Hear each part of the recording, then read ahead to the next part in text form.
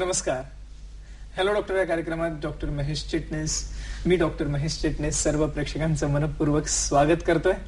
आजच्या आपल्या कार्यक्रमाचा विषय आहे वार्धक्यावस्थेतील नेत्रविकार आणि उपचार, आणि विषयी चर्चा करण्यासाठी या क्षेत्रातील प्रसिद्ध नेत्रविकार तज्ञ डॉक्टर अजय दुधानी यांना खास आमंत्रित केलेलं आहे. तर सर्वप्रथम मी आपली ओळख करून देतोय डॉक्टर अजय दुधानी यांची. नमस्कार सर. नमस्कार.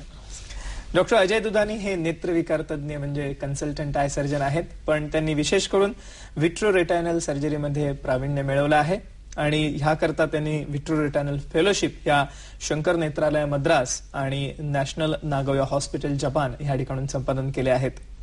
सध्या डॉक्टर अजय दुधानी हे प्रामुख्याने विट्रोरेटायनल सर्जन म्हणून Bombay hospital and research centre या ठिकाणी कार्यरत आहेत. ह्याशिवाय टपारिया इन्स्टिट्यूट ऑफ ऑफ्थॅल्मॉलॉजी ह्या ठिकाणी सुद्धा कार्यरत आहेत. आणि त्याचप्रमाणे त्यांची स्वतःचीही 2 सेंटर आहेत, जी Mumbai retina centre Santacruz west या ठिकाणी आहे आणि याशिवाय झेन आय सेंटर हे खार वेस्ट ह्या ठिकाणी आहे. डॉक्टरांची ओळख करून दिल्यानंतर प्रेक्षकांसाठी नम्र निवेदन: प्रेक्षकांनी आपले प्रश्न विचारताना आपल्या टीव्हीचा आवाज अतिशय कमी ठेवा, म्हणजे आपले प्रश्न आम्हाला नीट ऐकू येतील. आणि आपले प्रश्न हे कमी वेळात नेमक्या शब्दात आणि विषयाला अनुसरूनच विचारा. मी नेहमी सांगत असतो प्रेक्षकांना, आणि महत्वाची गोष्ट ही आहे की आपण आपले प्रश्न विचारताना आपलं वय आणि त्याचप्रमाणे इतर जर का काही आपल्याला आजार असतील ज्याच्यामुळे आपण आवर्जून त्याचा उल्लेख करा. प्रश्न विचारण्यासाठी जे फोन नंबर्स आहेत, दूरध्वनी क्रमांक आहेत, ते पुढील प्रमाणे आहेत. सगळ्या प्रेक्षकांनी नीट लिहून घ्या: 24908050 24908050. अजून एक क्रमांक आहे 24988050 24988050. हे दोन्ही नंबर्स मुंबईतील प्रेक्षकांसाठी आहेत. मुंबई बाहेरून जेव्हा आपण आम्हाला फोन करणार आहात तेव्हा एसटीडी कोड 022 किंवा 022 हा एसटीडी कोड आपण लावायला विसरू नका. आपल्याला माहितीच आहे, जसं जसं एजिंग किंवा वार्धक्य अवस्था सुरू होते तसे शरीरातील सगळेच अवयव आपल्याला हळूहळू सांगायला लागतात की आता आपलं वय होत चाललेलं आहे, आणि त्यामुळे वेगवेगळ्या प्रकारच्या त्रासाला आपल्याला सामोरं जावं लागतं.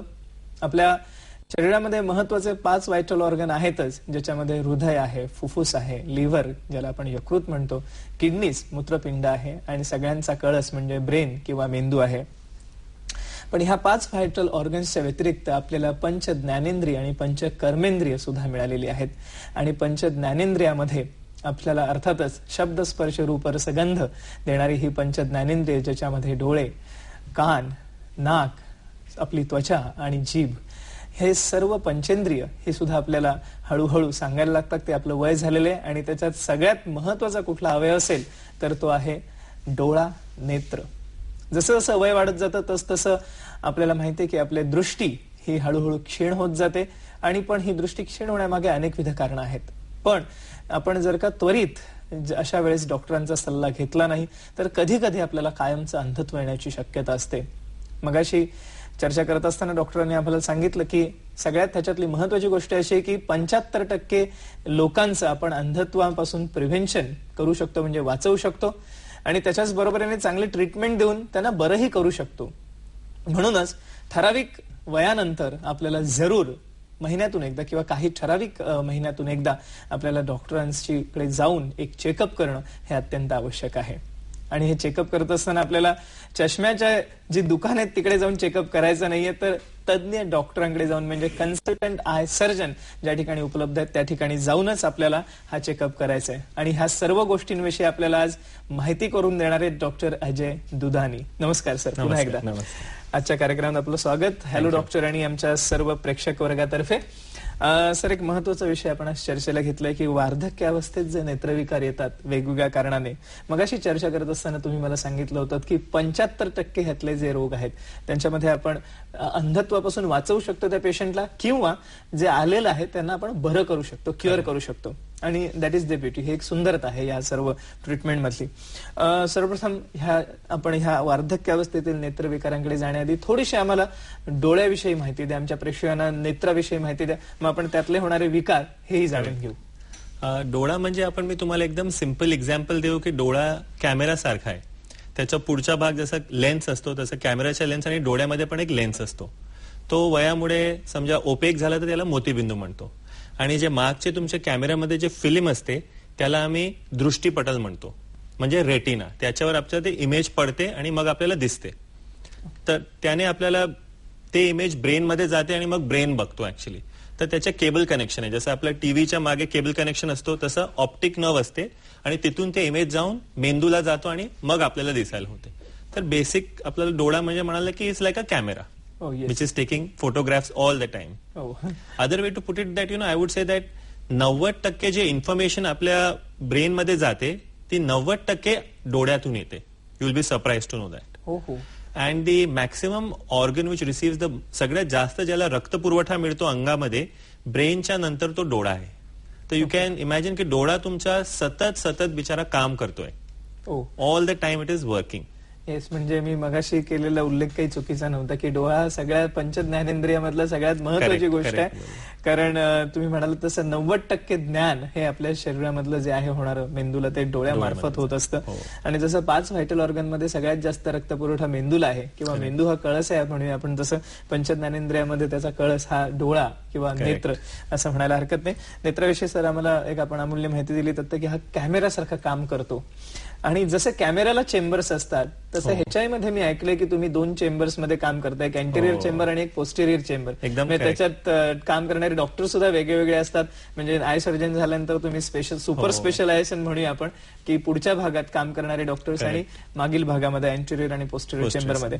सर तुम्ही विट्रोरेटायनल सर्जन आहात, तुम्ही डोळ्याच्या मागील भागात जास्त करून काम करता. पण आज आपला विषयानुसार आपण थोडंसं सुरुवातीला डोळ्याच्या पुढच्या भागाविषयी जाणून घेऊया. वार्धक्यावस्थेत कुठले आजार दिसतात त्या ठिकाणी आपल्याला? आपण जसं चालू केलं की मी असं म्हणायला पाहिजे की डोळ्याचे 2च फंक्शन असतात, एक कॉस्मेसिस म्हणजे ब्युटी आणि दुसरं विजन.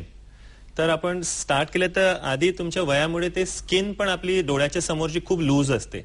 तर त्याच्या खाली तुम्ही बघणार की जसं एज होतं की बॅग्स येतात स्किनच्या खाली किंवा डार्क सर्कल्स येतात किंवा वरच्या पापणीची जी स्किन असते ती पण थोडी हँग होते. तर that is all very treatable nowadays with cosmetic surgery. You don't necessarily have to look म्हणजे असं you don't have to look old. You can तुम्ही ट्रीटमेंट घेऊन तरुण पण दिसू शकतात. ते आमच्याकडे आलेले आहेत. असं बोटॉक्स इंजेक्शन असतात किंवा कॉस्मेटिक सर्जरी असतात. ओके, सो सुंदर दिसणं हा महत्वाचा डॉक्टरांनी आपल्याला आता सांगितलेला उपयोग आहे डोळ्यांचा दृष्टीच्या व्यतिरिक्त असणारा. आणि मला वाटतं म्हणूनच डोळ्याला वेगवेगळ्या प्रकारच्या उपमा दिल्या जातात, पर्टिक्युलरली तरुणींसाठी हरिणाक्षीपासून वेगवेगळ्या प्रकारच्या. तर सांगण्याचा उद्देश हा आहे की सुंदर दिसणं हे सुद्धा एक डोळ्याचं फंक्शन आहे. आणि त्याच्या बरोबरीने अर्थातच दृष्टी ज्ञान हे एक अत्यंत महत्वाचं फंक्शन किंवा कार्य डोळा हा सतत करत असतो. आणि ही महत्वाची गोष्ट आहे की सतत करत असणं ही गोष्ट, आणि त्यामुळे सगळ्यात जास्त काम करणारा असा हा पंचज्ञानेंद्रियांपैकी एक इंद्रिय म्हणायला हरकत नाही. आपण डोळ्याविषयी थोडंसं आता लॅपटॉप मध्ये जाऊन डोळ्याची प्रतिकृती आहे ती बघूया. इथे आपल्याला एक फिल्म आणलेली आहे, डॉक्टरांनी दाखवायला डोळा कसा असतो. हा अँटेरियर चेंबर आणि पोस्टेरियर चेंबर. आमच्या प्रेक्षकांसाठी सर पुन्हा एकदा सांगा. हा आपण इकडे बघितलं तर हे पुढच्या बुबुळ आहे, जे आपण बुबुळ म्हणतो, काळा बुबुळ. हा लेन्स आहे आपला, जसं मोतीबिंदू म्हणतात, जिकडे आपण समजा लेन्स पांढरा होतो किंवा ओपेक होतो. हा दृष्टीपटल आहे म्हणजे रेटिना. आणि हा ऑप्टिक नर्व जे केबल कनेक्शन आपल्या ब्रेनकडे जातो. ही जागा खाली नाहीये, यामध्ये एक जेली सारखी असते. आपण जसं घरी रेक्स जेली बनवतो, हा एकदम क्लिअर जेली आहे. म्हणजे त्याच्या थ्रू आपल्याला दिसते की काय आपण बघतोय. एकदम क्लिअर जेली आहे, ते सपोर्ट करते रेटिनाला. तर इमेज इथून येतो, रेटिनावर फोकस होतो, ब्रेनला जातो आणि आपल्याला दिसते. तर हा कनेक्शन दाखवलाय ब्रेन मध्ये. आणि ब्रेनचा कुठला भाग बघतो? कुठला भाग ब्रेनचा बघतो? तो मागचा भाग आहे, त्याला आपण ऑक्सिपिटल लोब म्हणतो. ब्रेनच्या मागचा भाग डोळ्याच्या बघायचा काम करतो. म्हणजे त्या भागातला रक्तपुरवठा समजा थांबला तर आपल्याला अंधत्व येऊ शकतं. म्हणजे डोळ्यांच्या व्यतिरिक्त अंधत्व येण्याचं एक कारण मेंदूमधील काही आजार, ज्याच्यामध्ये आपण म्हणूया एक ट्युमर होणं किंवा इन्फार्क्ट किंवा स्ट्रोक होणं, ह्या गोष्टींनी सुद्धा आपल्याला कधी कधी अंधत्व येऊ शकतं. आणि हे अंधत्व जे येणार ना तुम्हाला अचानक येणार. म्हणजे तुम्ही समजा ब्लड प्रेशरचे पेशंट आहे आणि रात्री तुम्ही झोपलं आणि सकाळी तुम्ही उठून बघणार की मला दृष्टी गेलेली आहे. तर हे मोतीबिंदू किंवा काचबिंदूमुळे असं स्लोली नजर कमी होते. पण जे रेटिनाचे किंवा ब्रेनचे आजार आहे त्यामध्ये तुमची दृष्टी अचानक कमी होणार. One day you will suddenly become blind. तर it is very important to control your blood pressure, diabetes and other diseases which you have which will affect the nutrition of your brain and the back part of your eye. ट्रॉमामुळे सुद्धा काही होऊ शकतं का? हिंदी चित्रपटात दाखवतात तसं